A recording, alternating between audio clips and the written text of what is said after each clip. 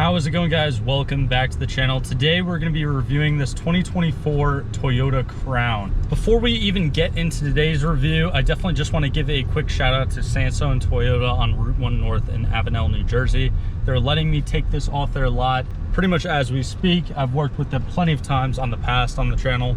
And if you're in the market for a new or used Toyota, definitely go check them out, especially if you're in the area. But now getting back to the Toyota Crown, the nameplate actually dates all the way back to the 50s. And this new 2024 one is actually a part of the 16th generation. Yes, it has 16 generations. And also in recent history, as long as I can remember, for the most part, this has been the first one, I believe, that has actually been made and offered right out of the factory to the US domestic market.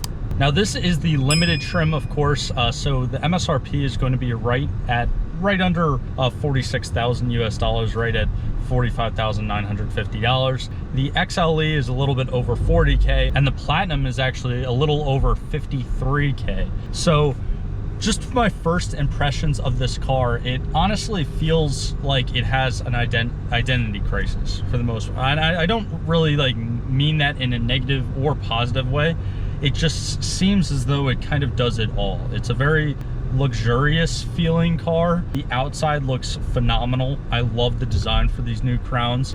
And also, even just popping the trunk before while I was taking B-roll, I opened it up and I was so surprised at the amount of trunk space that you have, considering that the part that actually opens up on the trunk is only about half of the space.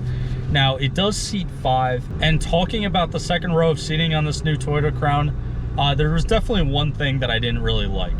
Now, speaking about this Crown's second row of seating, a couple things that I actually don't really like about it is, although it does have a very big body, it's a little bit tight back here. Now, I'm not necessarily small.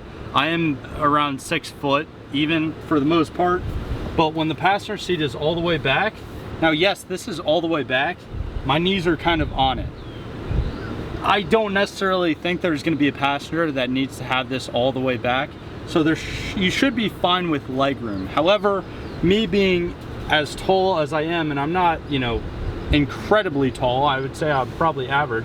When I'm sitting up like this, there's this little bump in the roof, and I found this out while basically doing some research on this Crown.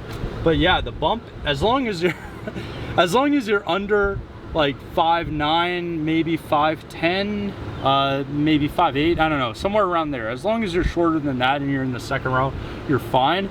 But if you're any taller than that and you're sitting in the back seats of this Crown and they slam on the brakes, you're probably going to get hit in the head. But now moving on to the exterior design, this one is actually finished off in the magnetic gray metallic paint, and that is one of 6 different color options for this year in trim. And the interior, you actually have 3 different options for this 2024 limited Crown. And now just looking at the window sticker for Sansone, out the door it's around 51K. So I just want to be kind of as transparent as possible with you guys, and you know, whatever, like, Sansone's not paying me to make this video. Basically, I do this, I give them a shout out, and they're kind enough to let me take out their inventory.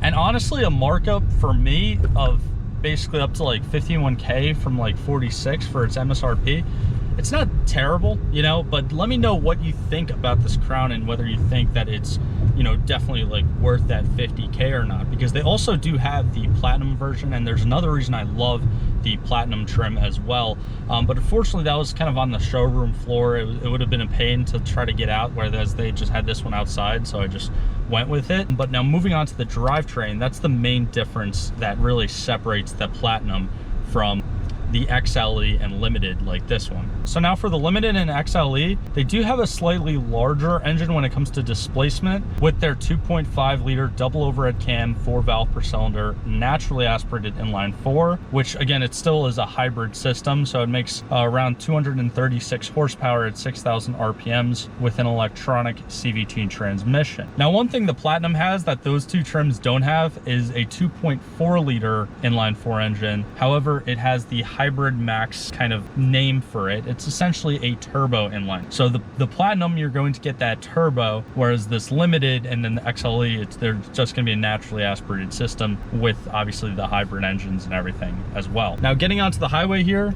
we could do a quick pull in this Crown, and I love the new hybrid systems for these Toyotas, because even with the new Camry, the new Prius that I filmed, the hybrid, the electric engines kind of, that's what gets you going. And then the internal combustion engine kind of follows through the whole power band. But anyways, going back to the Platinum, so this one, again, that was its 230 something horsepower that it offers. However, with the Platinum, it actually makes a peak 340 horsepower and 400 foot-pounds of torque. So that thing is probably a blast compared to like this Limited or like the XLEs. Now, all the trims are going to be an all-wheel drive drivetrain, and the Limited actually gets 42 miles per gallon during city driving and 41 miles per gallon during highway driving, for a combined average of 41 miles per gallon. Again, with the hybrid systems, you're going to actually possibly get a higher miles per gallon during city driving, mainly because the internal combustion engine cuts out so much. Like right now, pulling back into Sandstone's lot, I don't know if you really heard the difference, but right now the internal combustion engine is completely off. So that definitely saves on gas a lot. Now, this is not a plug-in hybrid, so it does have a regenerative system under braking and deceleration, which is also very nice as well. A lot of your modern regenerative systems work great. And one of the things I just really love, I know I briefly mentioned it before, but just looking back in the exterior, the quad like LED headlights that this new Crown has is just extraordinary. And it's just overall, it feels like such a like luxurious sedan, which coming from a brand like Toyota, I'm sure would surprise a lot of people. But again, if you look at Crown's history, it's always kind of been that luxurious sedan for Toyota. We've just seen it more overseas and maybe in like the oceanic regions versus here in America. Another more kind of luxurious feature of these new Crowns, this one in particular at least, actually came from the factory with 21-inch wheels. And when I had the car parked during B-roll and just looking at the overall shape of it, the 21-inch wheels actually fit the body very well. It doesn't look they don't look oversized or just too much, or they fit very nicely, because it is a rather like larger four-door sedan, and it almost feels like a mini SUV, if that makes any sense. And again, going back to what I said in the beginning of the video, it feels like this car is kind of trying to do everything at once, and honestly, it's doing a pretty damn good job of that as well. Also, another thing that I think is pretty cool, this was also kind of like in the new Prius as well that I just did a review on. I'm sure you've noticed this throughout the video, but it does have a panoramic fixed glass roof, basically from here all the way back, so it is kind of one piece of glass. However, there is this support beam on the interior, so it almost gives it a feel of having an individual sunroof for the front row as well as an individual sunroof for the back row. Now, before wrapping up this video, this car does come standard with the Toyota Safety Sense 3.0. I've talked about that in the previous newer Toyotas that I've done. Basically has a bunch of different features and more that you want in a car to be safe. And then going into the interior, it also has the kind of standard 12.3-inch infotainment system, which can be found on like the other Toyota models that I've reviewed on the channel. I love the infotainment system. It's very easy to use. On top of that, you have the wireless phone charging capabilities. And on top of that, you do have that wireless Apple CarPlay, which when you kind of hook up your phone through, I guess, Bluetooth, you can kind of work on the screen as well. But yeah, I mean, this Crown definitely would have everything that you'd be looking for in a kind of daily driver, modern daily driver. And on top of that, it is a Toyota. So again, only time will tell with these newer models. I say that all the time when I do a brand new car on the channel. I can't really speak on its reliability yet, but it is a Toyota. And I do know that Toyota as a brand has one of, if not the best reputations when it comes to reliability. But anyways, that's pretty much just gonna wrap it up for me today. Again, if you haven't already, definitely be sure to leave a like, comment, subscribe. All that stuff really does help me out a lot. And also, if you are in the market and you're in the tri-state area, feel free to check out Sandstone Toyota. Their website link will be down low in the description. But that's pretty much just gonna be it for me today. I hope you all have a great rest of the day, and I'll see you guys in the next one.